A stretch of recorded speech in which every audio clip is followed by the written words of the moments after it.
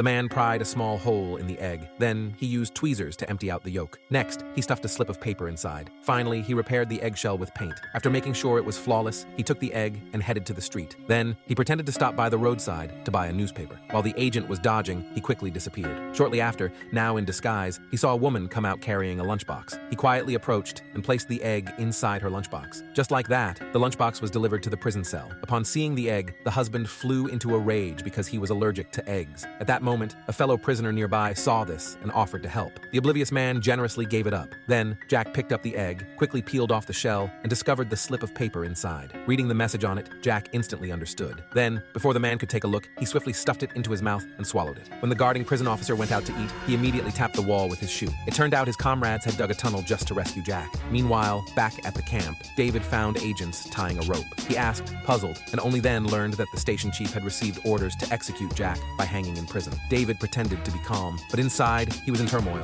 He knew perfectly well this was meant to pressure him. Therefore, after returning to his office, he deliberately fiddled with an architectural model, acting as if he didn't care. Meanwhile, the comrades in the tunnel finally made contact with Jack. So, after marking the spot with chalk, they began digging for the explosion. Elsewhere, the agent reported to the station chief. Upon hearing that Jack was to be eliminated, David showed no reaction. Then, the station chief hurriedly opened the window and observed with binoculars. Seeing a long gown hanging there, he immediately sent men to surround the place.